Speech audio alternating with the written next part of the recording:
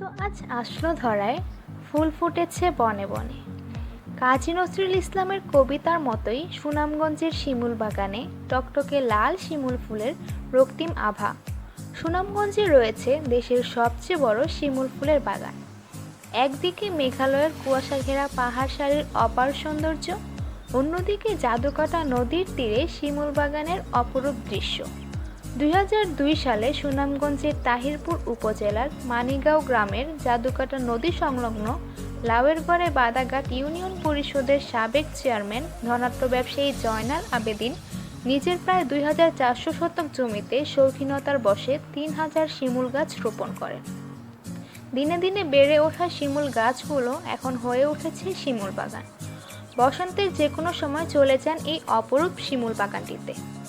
যাওয়ার উপায়: ঢাকা থেকে শ্যামলী, মামুন, এনা ইত্যাদি পরিবহনের বাস যায় সুনামগঞ্জের উদ্দেশ্যে।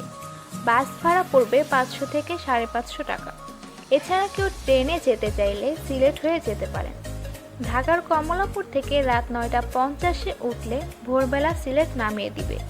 শোভন চেয়ার ভাড়া নেবে ৩২০ টাকা। সিট পেতে হলে অবশ্যই ২-১ দিন আগে টিকিট কাটতে হবে।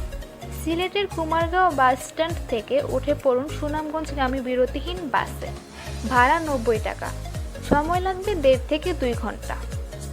সুনামগঞ্জ নেমে আব্দুর জহুর ব্রিজে মোটরসাইকেল, সিএনজি, লেগুনা পাওয়া যাবে।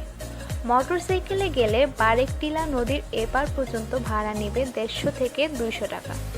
একটিতে ২ জন ওঠা যায়। জাদুকাটা নদীর সামনে নামিয়ে দেবে। ৫ টাকা দিয়ে খেয়ার ওপারে গেলেই বারেকটিলা। বারেকটিলা থেকে নেমে চায়ের দোকানে জিজ্ঞেস করলেই শিমুল বাগান যাওয়ার পথ দেখিয়ে দেবে। শিমুল বাগান গেলে কোথায় থাকবেন? সুনামগঞ্জে ২০০ টাকা থেকে শুরু করে ১,০০০ টাকার মধ্যে থাকার জন্য হোটেল ভাড়া পাবেন। নূর, সার্পিনিয়া, নুরানি, মিজান ইত্যাদি হোটেলগুলোতে ভাড়া নিয়ে থাকতে পারেন।